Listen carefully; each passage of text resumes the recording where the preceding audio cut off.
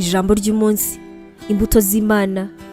Nkunda kubona abantu batsinze mu buzima bwabo, kandi n'Imana umuremyi wabo nuko akunda inzozi, intego, kuba indashyikirwa mu buzima ndetse n'ibyishimo wowe nanjye tugomba kwishimira. Ibintu byose bitangirana n'imbuto yo kubiba. Buri gihe rero biba imbuto yawe nk'ikintu gishobora kugwira ndetse no kuba cyinshi cyane. Kubiba imbuto mu kwizera ni ugukoresha ibyo wahawe kugira ngo ubone ibyo Imana yasezeranyije. Iyo urimo kuba imbuto z'umwete mu kazi kawe, umusaruro wawe uzaba kuzamurwa mu ntera. Iyo ubiba imbuto y'icyubahiro ku bandi, umusaruro wawe uzaba ibyiza. Iyo urimo kuba imbuto y'urukundo mu muryango wawe, umusaruro wawe uzaba kumvira no kubahana. Iyo ubiba imbuto y'imari mu bikorwa by'Imana, umusaruro wawe uzaba imigisha ndetse n'ibitangwa.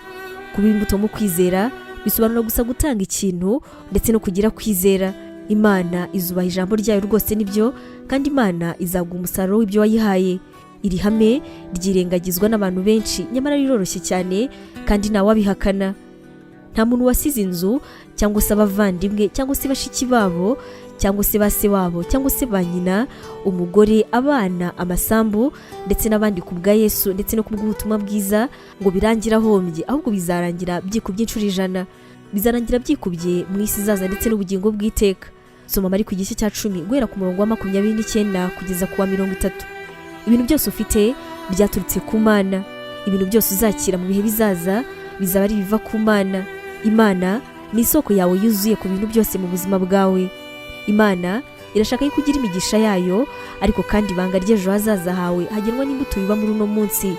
Ni imbuto Imana yaguhaye kubiba mu buzima bwagukikije, na yahe magambo yo gukomera wateye nk'inkunga mu gihe umuntu yari afite ubuzima bumugoye. Igihe cyo kubiba kizagera n'igihe cy'isarura. Iyo ushora imbuto nziza uzasarura ibisarurwa byiza, ariko ibi ngibi ndabivuze, uzabiba bikeya azasarura bikeya, kandi ubiba byinshi azasarura byinshi. Soma mu Bakorinto ba 2 igice cya 9 umurongo wa 6. Tera imbuto yawe mu kwizera, bizagwiza umunezero wawe kandi byongera ubushobozi bwawe bwo gutsinda inshuro 1000 mu buzima bwawe. Imana iguha umugisha. Ubu butumwa mwabuteguriwe kandi mwabugezwagaho na Nibintije Evangelical Ministries International, ariyo magambo ahinnye izwi nka NEMI.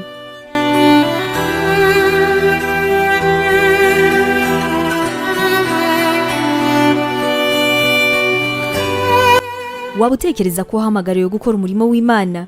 Wifuza inyigisho zacu se zisohoka buri munsi zagufasha mu buzima bwawe, cyane cyane zigukomeza mu bibazo? Umva wifuza kwiga ibijyanye na teolojiya, ukamenya ijambo ry'Imana, intwaro yagufasha mu buzima? Duhereye kuri iki kibazo cya nyuma, niba igisubizo cyawe ari yego, ngufitiye inkuru nziza cyane. Iyi nkuru nuko tugufitiye ishuri rya teolojiya kandi wigira ku buntu.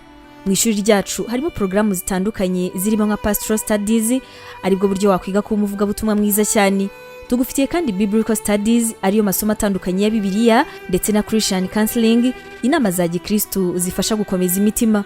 Kugira ngo usobanukirwe biruseho, wasura urubuga rwacu arirwo wa@nemibibleinstitute.com, cyangwa se nanone ukaba watwandikira kuri WhatsApp kuri izi nimero 141 232 650 34.